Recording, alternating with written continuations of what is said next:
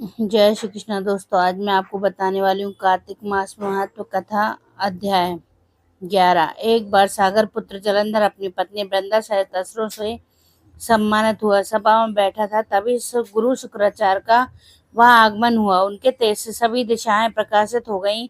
गुरु शुक्राचार्य को आता देखकर सागर पुत्र जलंधर ने असुरों सहित उठकर बड़े आदर से उन्हें प्रणाम किया। गुरु शुक्राचार्य ने उनको सबको आशीर्वाद दिया। फिर जलंधर ने उन्हें एक दिव्य आसन पर बैठाकर स्वयं भी आसन ग्रहण किया। फिर सागर पुत्र जलंधर ने उनको विनम्र पूर्वक पूछा, हे गुरुजी, आप हमें यह बताने की कृपा करें कि राहु का सिर किसने काटा था। इस पर दैत्य गुरु शुक्राचार्य ने विरोचन पुत्र हिरण्यकश्यप और उसके धर्मात्मा पौत्र का परिचय देकर देवता और असुरों द्वारा समुद्र मंथन की कथा संक्षेप में सुनाते हुए बताया। जब समुद्र से अमृत निकला तो उस समय देव स्वरूप बनाकर राहु भी पीने बैठ गया।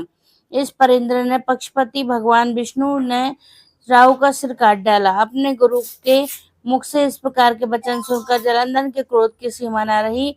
उसके नेत्र लाल हो गए। फिर उसने अपने धसमर नामक दूत को बुलाया और उसे शुक्राचार्य द्वारा सुनाया गया वृतांत सुनाया। तत्पश्चात उसने धम्मर को आज्ञा दी कि तुम शीघ्र इंद्रपुरी में जाकर इंद्र को मेरी शरण में लाओ। धसमत जलंधर का बहुत आज्ञाकारी एवं निपुण दूत था। वह जल्दी ही इंद्र की सुधर्मा नामक सभा में जा पहुंचा। जलंधर के शब्दों में इंद्र से बोला, हे देवता धाम, तुमने समुद्र का मंथन क्यों किया और मेरे पिता के समस्त रत्नों को क्यों ले लिया। ऐसा करके तुमने अच्छा नहीं किया। यदि तू अपना भला चाहता है तो उन सब रत्नों एवं देवताओं सहित मेरी शरण में आ जा, अन्यथा मैं तेरे राज्य का ध्वंस कर दूंगा। इससे कुछ भी मिथ्या नहीं है। इंद्र बहुत विस्मित हुआ और कहने लगे, पहले मेरे भय से सागर ने सब पर्वतों को अपने कुक्ष में क्यों स्थान दिया है। उसने मेरे शत्रु दैत्यों की क्यों रक्षा की है। इसी कारण मैंने उनके सब रत्न हरण कर लिए। मेरा द्रोही सुखी नहीं रह सकता, इसमें संदेह नहीं। इंद्र की ऐसी बात सुनकर वह दूत शीघ्र जलंधर के पास आया, सब बातें कह सुनाई। उसे सुनते ही शब्द दैत्य मारे क्रोध के अपने गोष्ठ फड़फड़ाने लगे और देवताओं पर विजय प्राप्त करने के लिए उसने उद्योग आरंभ किया। वैसे तो सब दिशाओं पाताल से करोड़ों करोड़ों दैत्य उनके पास आने लगे। शुम्भ निशुम्भ आदि करोड़ों सेनापतियों के साथ जलंधर इंद्र से युद्ध करने लगा। शीघ्र ही इंद्र के नंदन वन में उसने अपनी सेना उतार दी। वीरों के शंख ध्वनि और गर्जना से इंद्रपुरी गूंज उठी। अमरावती छोड़ देवता उससे युद्ध करने चले। भयानक मारकाट हुई। असुरों के गुरु शुक्राचार्य अपनी मृत संजीवनी विद्या से और देवगुरु बृहस्पति द्रोणागिरी से औषधि लाकर जिलाते रहे। इस पर जलंधर ने क्रोध होकर कहा कि मेरे हाथ से मरे देवताओं जी कैसे सकते हैं।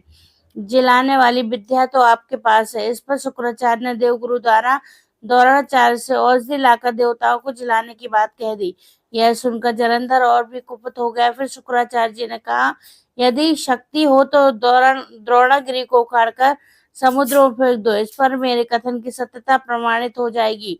इस पर जलंधर कुपित होकर जल्दी द्रोणगिरी पर्वत के पास पहुंचा और अपनी भुजाओं से पकड़कर द्रोणगिरी पर्वत को उखाड़कर समुद्र में फेंक दिया।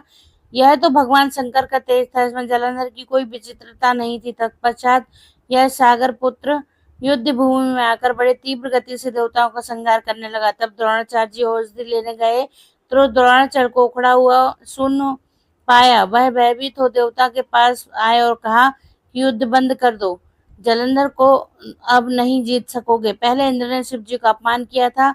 यह सुन देवता युद्ध में जय की आशा त्याग कर इधर उधर भाग गए। सिंधु सुत निर्भय वो अमरावती में घुस गया। इंद्र आदि सब देवताओं ने गुफा में चढ़ ली। जय श्री कृष्णा।